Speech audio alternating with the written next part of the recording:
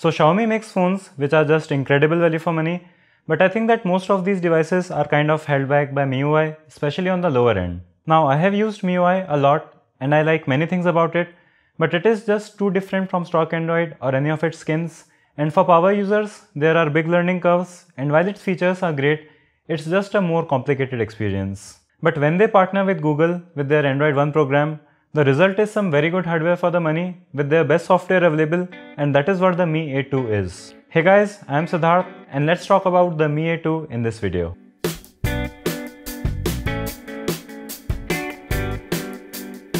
This phone looks very good, even though the design isn't unique in any way, as Xiaomi's own phones have started to become indistinguishable with each other. But I don't think that it matters to the end users. It has a notchless 18:9 Full HD Plus display with an almost 6-inch diagonal, and it feels refreshing to see a phone with aesthetically balanced top and bottom with no curvy interruptions. Interestingly enough, the cheaper Mi A2 Lite does have a notch. The colors are not very saturated and I like that, but they are a little towards the colder and pinky side, and you can't adjust the temperature in software. The contrast is good for LCDs, but it's not a very bright display and won't be very easy to read in direct sunlight. Overall, I think that it's a good display, but some colors look odd. For example, John Oliver in this scene looks like he is wearing lipstick, which didn't happen with any other phone I tested. At 7.3mm, this phone is thinner than the OnePlus 6, but it does have a camera bump that extends out significantly by around 1mm. In this black color and with the stock Android running, it reminds me of the Pixel 2 XL with smaller bezels, but other colors, which are usual for Xiaomi, are available too. The fingerprint reader is fast, but it is held back by this unnecessary fade-in animation of stock Android, which isn't present in phones running MIUI, which ironically makes the phones running MIUI faster. The buttons are very clicky, but they also have a slight wobble to them. The USB Type-C port is at bottom, and this phone does not have a headphone jack. Now, not having a headphone jack is an issue that I will rant about in another video, but I really don't think that there was a need of that in a mid-range device like this, where the buyer probably cannot afford good wireless headphones, as they cost as much if not more than this phone. I have had experience of being with a phone without a headphone jack, and I don't want to have that again. And to add to that inconvenience, this phone does not have NFC, so connecting to Bluetooth devices also becomes a 3-step process. One good news is that at least the mono loudspeaker at bottom sounds very good, and if you are going to be watching videos on this, the voices are going to be very clear. Xiaomi has retained the IR blaster, which is great to see, and it can be very useful in many situations. The software is the most important part of this phone, and it is stock Android, so I don't need to say much about that. It is fast, responsive, smooth, aesthetically pleasing, and every setting is where you would expect it to be, as it is not MIUI. This will get Android Pie very soon, and it will be really enjoyable for everyone who buys this. I remember someone from Xiaomi saying that the features that Mi A1 users miss the most were features of MIUI, which is kind of true, as stock Android is very bare bones. But they have also removed a poll saying that users prefer stock Android, so there's that. Snapdragon 660 is a great performer. It may not score nearly as much as the 845 on paper, but its performance in real life is great. Everyday tasks will be handled easily with the light and pure Android, and even the 4GB RAM version will have enough room to multitask well.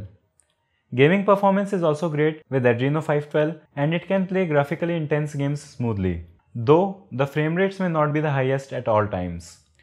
Xiaomi advertises the Mi A2 as having a picture-perfect camera, and the camera is actually pretty good. There is a good level of detail and color balance. Dynamic range isn't the best, and it doesn't always nail the exposure, but overall it performs very well. It has a 12-megapixel primary shooter and a 20-megapixel secondary one. The manual mode allows you to choose your exposure settings, and it also allows you to select which camera of the two you will be using. So I tested to see if the 20-megapixel low light camera actually takes better images, and surprisingly, it always performed worse than the primary camera. So this is ironic and sad, and this means that this secondary camera is only useful for portrait shots. At least the portrait shots are very good, and the edge detection works very well mostly, and you can also shoot objects with fake bokeh and feel good about yourself. The front camera also performs well and can take great shots with good detail, but selfies in low light do have visible noise. The portrait mode is also available with the front camera, which also works well even without a secondary sensor. The video quality is also great, and it supports up to 4K at 30 fps and 1080p at 60 fps. and the electronic stabilization also works well. Now this is being recorded with the Mi A2 on a tripod, so you can see what the video quality is like indoors. And now this is being recorded with the Mi A2's front camera, and the audio is also being recorded with the Mi A2. The 3000 mAh battery isn't very big, but with stock Android and a power efficient CPU, you shouldn't have a problem with completing your day without a charge. The Indian units of Mi A2 support Qualcomm Quick Charge 4.0, but they don't supply a quick charger in the box. So you'll have to use this 2A charger, which isn't slow, but it isn't as fast as the quick chargers either. So in conclusion, I can say that this is a unique phone because it has hardware of Xiaomi running the best of Google's Android. Xiaomi tries to make money with MIUI, so when you consider the premium of not having it on this phone, the price of 17,000 rupees makes sense. The cameras are great for the price, the phone looks, feels and runs great, and if you are planning to buy this, you can be sure that it will be as good as you are expecting, except for the display not being color accurate. But Xiaomi has just released their Pocophone F1 with actual flagship level specs, and while I haven't tested that, on paper it does look like a phone offering almost unrealistic value for money.